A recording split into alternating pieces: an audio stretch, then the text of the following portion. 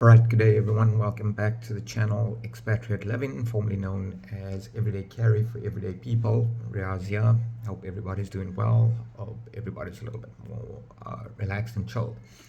So for today's video, I decided that because a lot of people are looking at becoming expats and going abroad and looking at the lifestyle and stuff like that there, one of the biggest aspects of preparing to be an expatriate is, which is overlooked in a lot of ways, is your mindset.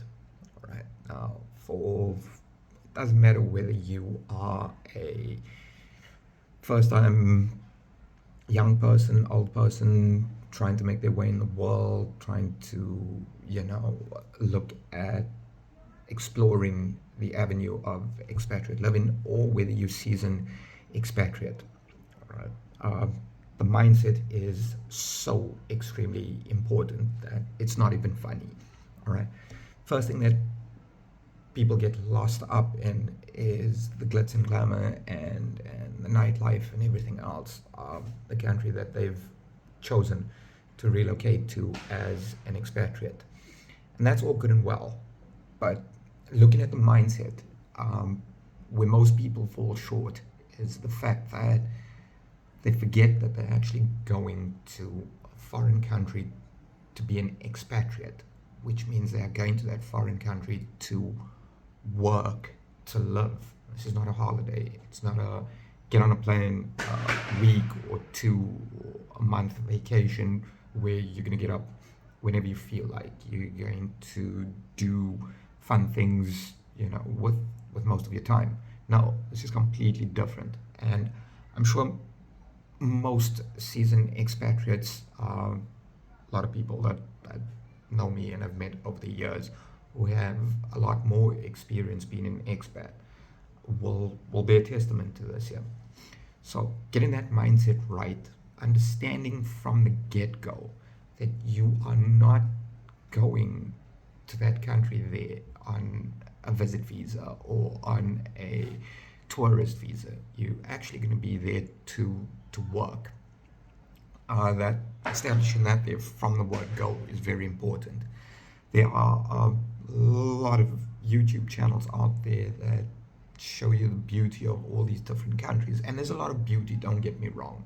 I mean, as I said, I'm fortunate enough that I've lived and worked in Saudi Arabia, and it wasn't just one place. It was East Coast, West Coast, Riyadh, which is in pretty much the center of Saudi Arabia. Places like Jubail, places like Dammam, Tehran, places like Jeddah.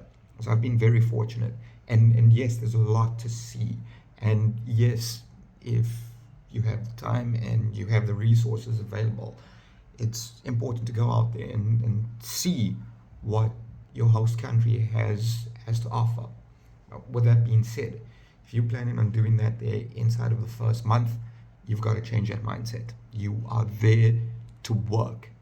Most expatriates leave home to go and work in a foreign country for three primary reasons. All right, safety and security, making money to pay off debts, or to save, or to start a business, or things along those lines there, or to further their studies, because furthering studies is pretty expensive. So those are the three primary reasons that most people choose to be expatriates. You've got to keep that in the forefront of your mind, no matter where you're going in the world. Now, again, yes, there's a lot of beauty out there in your host country, and I encourage anyone and everyone to explore it. You get what I'm saying? Go out, look at things, see what they like. But if your intention is to do that within the first 1 to 3 months, you might want to recheck your priorities. All right, it's intense. You're going to be in a new country. You probably don't speak the language. You probably don't understand the culture of the place that you're in. I don't care if you've been in a place for 5 years, 10 years, 15 years, 20 years. All right, you are still a guest in somebody else's country. Now, if you're going to countries that allow for immigration and stuff like that, that's a whole different ball game. But as an expat, you have a mindset.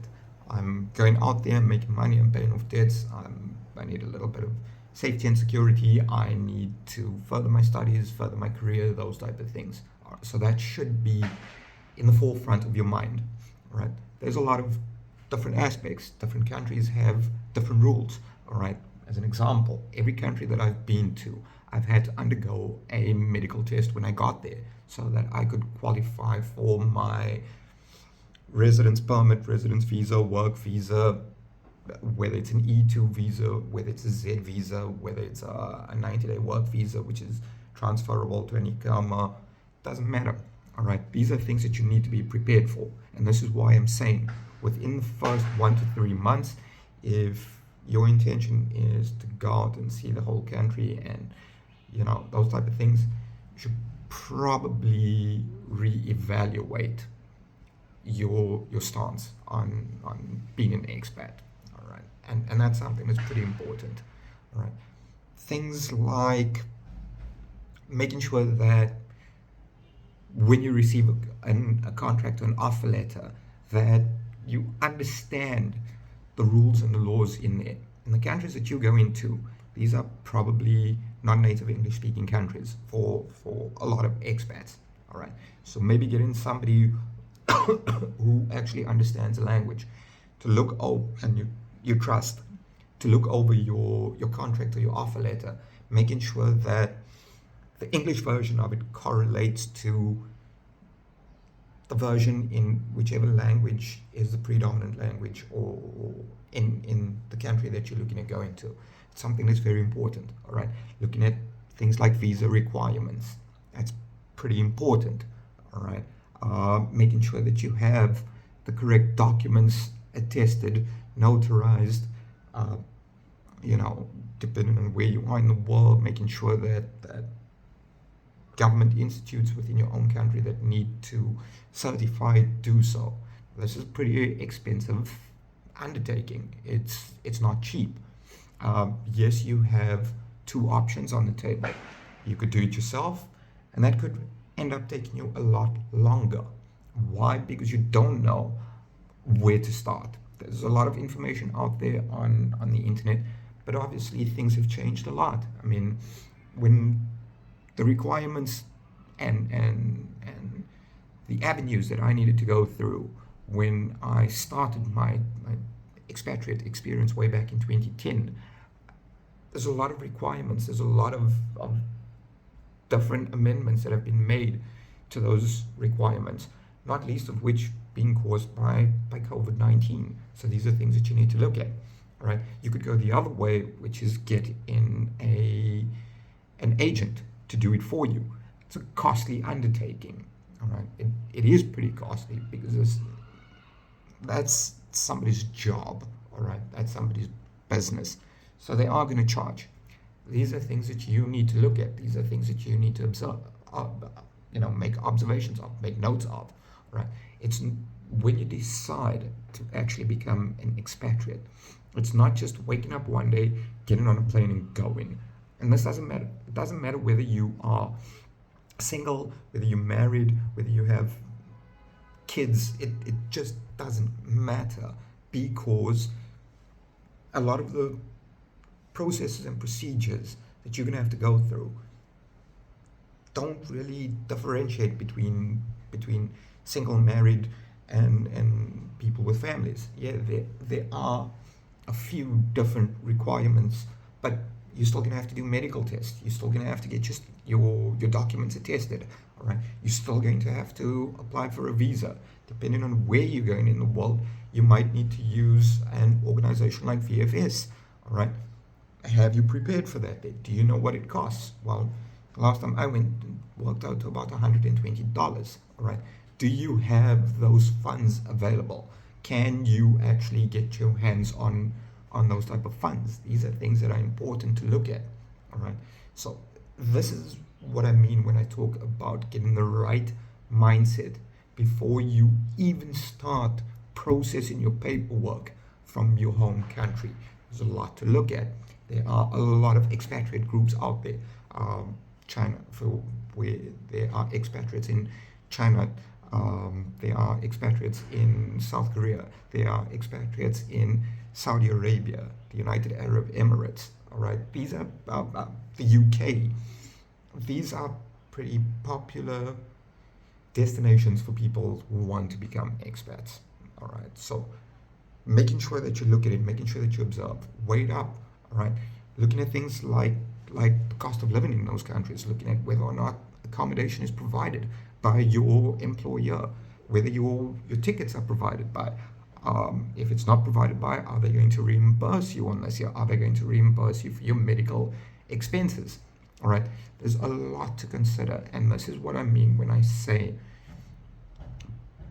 before you even apply to a place, get your mindset right, do your homework. All right, there's a lot of different variables that come into play here, and it's important to make sure that you understand them, because for as difficult and challenging as things may be in your home country, you are going to be a host in you're going to be hosted in somebody else's country.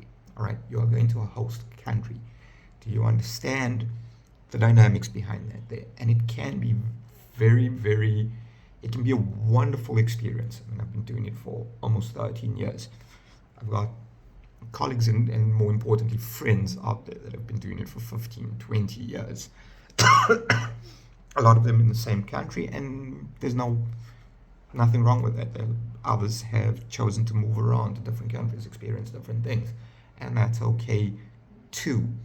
But getting that mindset right, understanding the cost of living in those countries that you're going to, understanding the obligations that your employer has, more importantly, understanding your obligations to your employee.